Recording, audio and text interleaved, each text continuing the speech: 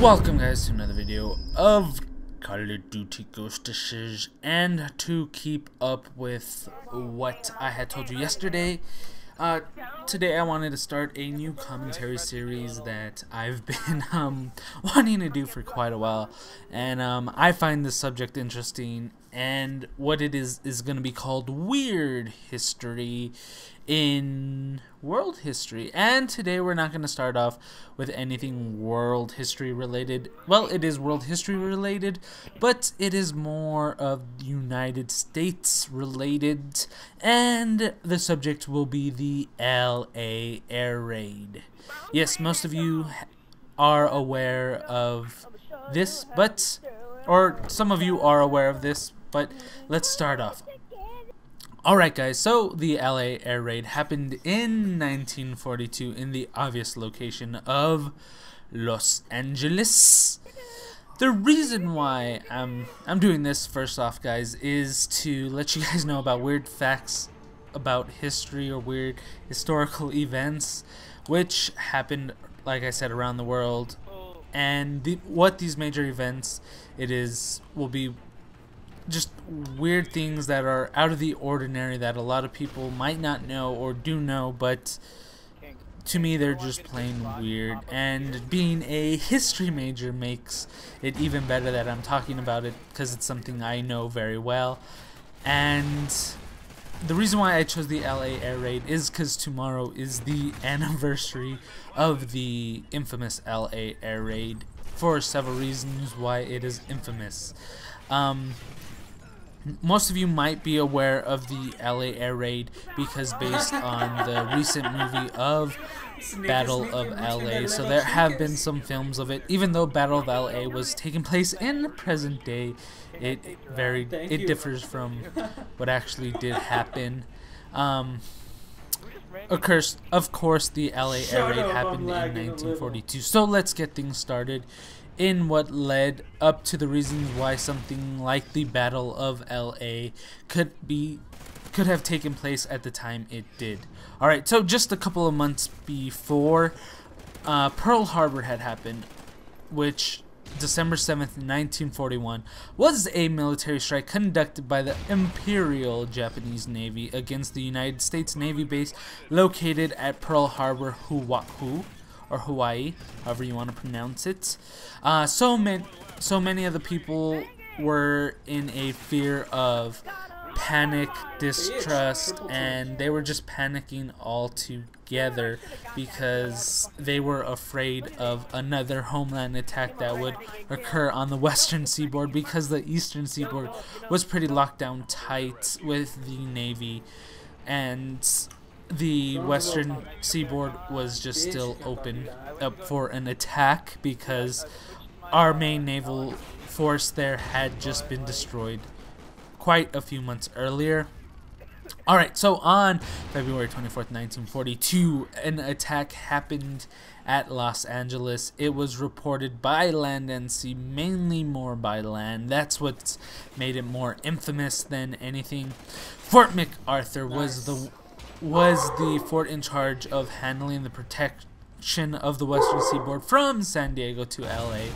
The Battle of LA started on the evening of February 24th and lasted to the early morning on February 25th, my bad guys. Okay, why it happened. Alright, so let's get started.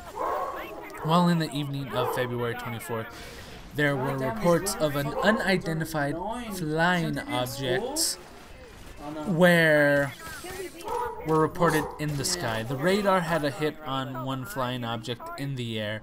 A mandatory blackout occurred in the LA and surrounding areas. The reason why is so that it could throw off the impending attack by the Japanese thought at the time.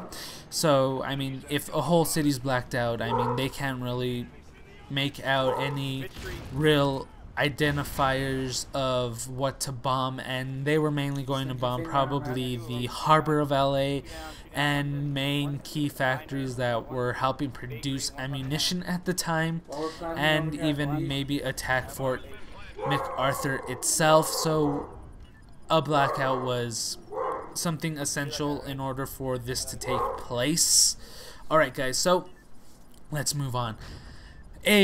Like I said, the mandatory blackout happened, and nearly 1,500 anti-aircraft shots were fired at the aircraft. Now, what I mean by these anti-aircraft, I'm not including regular bullet calibers. I'm talking about huge, monstrous things, probably about, I'm gonna say, 4 feet tall. You know, very huge, lunky things that are meant to bring down aircrafts.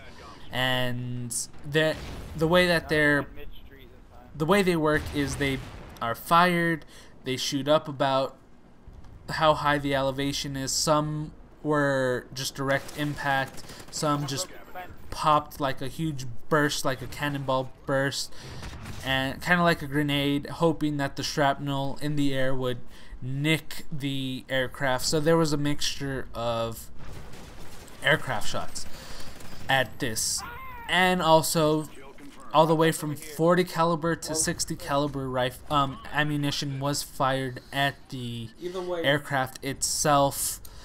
There was also reports of a submarine off the coast, but was never confirmed by the U.S. military. I think it was just in the raw panic of everything that everything kind of just like, oh, this is happening, a lot of things that were happening that really weren't. So that was never confirmed. It is mainly just by air, which is most remembered by. So the reason why this is interesting is because the military itself, the one that shot at the aircraft, the one that was doing everything towards the aircraft, had 3 conflicting reports. The first was that obviously it was a Japanese aircraft, which they reversed immediately. Then it turned to a UFO, unidentified flying object in the sky, mixed with alien reports that it was an alien craft in the sky. That was the final report on the 25th. Now, a week later, the military comes back and changes that report to the infamous report that it always changes it to, which is the weather balloon. Alright? So, what actually was it? Some people say it was nothing in the sky, that it glitched, that the radar glitched on it. Some do agree with the final military report of the weather balloon. Others say that it was a UFO/alien aircraft also. For me, looking at the evidence and reports from the military with the typical report at the end, meaning the air balloon, just with that weather balloon situation, why in all of the anti-aircraft shots, remember that's 1,500 shots fired, none of them could bring down a weather balloon? A weather balloon, it's a weather balloon. I mean, shouldn't it be able to take down one weather balloon? Also, with all the 60 caliber, 50 caliber, and 45 caliber shots fired at the balloon, none of them hit either. How could it stay up all through the time with all those ammunitions fired by the military? Because they're all going to. And also, why when the military planes called in towards the UFO, the unidentified flying object, it would speed up and would stay out of range of the airplane's pilot's view of sight? Is it a weather balloon or is it something else? We'll never know, guys. I just find this very interesting, and I hope you guys did too. I know a lot of you guys have Netflix, so if you want to check out more in depth, check out Fact or Faked Season 2 Episode 1. Like I said, it's on Netflix. You could do your own individual research. What? I'm not making this up. It is real. There is reality to this. Alright, guys. No. So if you guys liked it, obviously leave a like, leave a share, and if I get a lot of support on this, I will do more weird history for you guys. And as always, please share with all. That is media definitely outlets, a first. meaning Instagram, Tumblr, Facebook, Twitter, Vine, all those things that could get me exposed and help my channel grow. And if you are new around here, I hope you liked the video. Check out more of my videos, and if you guys find me interesting and find my content interesting, subscribe. Till next time, guys, always peace. I can't believe that. And have a great day, and makes no sense. I don't know, stay yourself. Peace, guys.